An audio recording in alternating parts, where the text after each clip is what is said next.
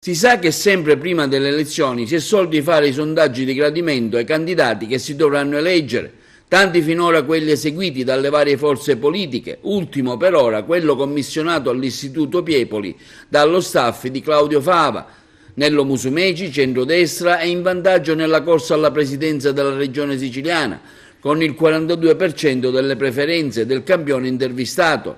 Fava della sinistra e Giancarlo Cancelleri del Movimento 5 Stelle sono al 25%, in coda Fabrizio Micari, candidato del centro-sinistra, con l'8% delle preferenze. Il dato dell'affluenza è stimato intorno al 51%. Il sondaggio dell'Istituto Piepoli si basa su un campione di 500 persone, selezionati tra maggiorenni residenti in Sicilia, ed è stato effettuato telefonicamente a settembre. Intanto è campagna elettorale anche per il professore Gataor Mao, designato vicepresidente della regione in caso di vittoria da Nello Musumeci.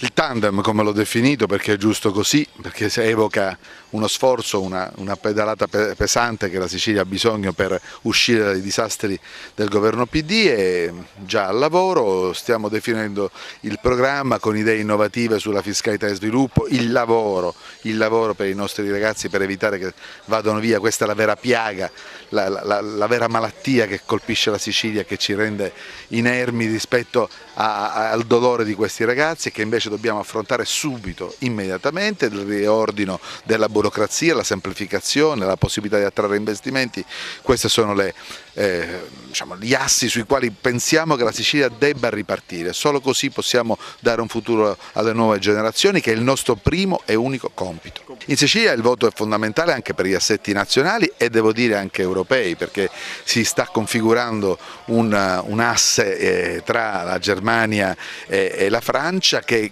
punta ad avere l'Italia tra i protagonisti. Oggi l'Italia non lo è, mentre invece dopo la vittoria delle regionali che auspichiamo e la vittoria delle nazionali potrà trovare nel Presidente Berlusconi un riferimento importante per ricostituire un asse europeo che ripensi questa politica europea. La politica europea sull'immigrazione, le politiche europee economiche sono state politiche sbagliate che hanno penalizzato il Sud, e invece proprio dal Sud deve partire una nuova speranza per l'Europa, che si apra all'Africa ma sappia comunque tutelare i propri territori e i propri cittadini.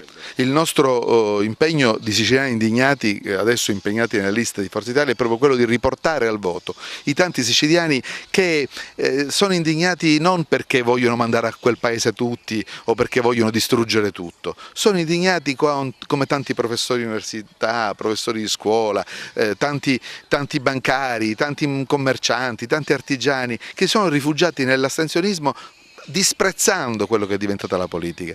Invece occorre, proprio con la credibilità che ciascuno di noi ha e che vuole mettere in gioco, mettersi al lavoro insieme, riportare queste persone al voto, perché il ritorno al voto vorrà dire il ritorno alla democrazia. Più siciliani votano, e questo è possibile, l'abbiamo visto con lo scorso dicembre con il referendum. Al referendum ha votato il 10% in più delle ultime regionali, quindi vuol dire che c'è ancora una fetta della società siciliana che è disponibile a mettersi in gioco, a incidere attraverso il voto. A questi siciliani chiediamo: qualsiasi cosa decidono di votare, tornino al voto, aiutino la Sicilia a uscire dal disastro nel quale il governo del PD l'ha fatta piombare.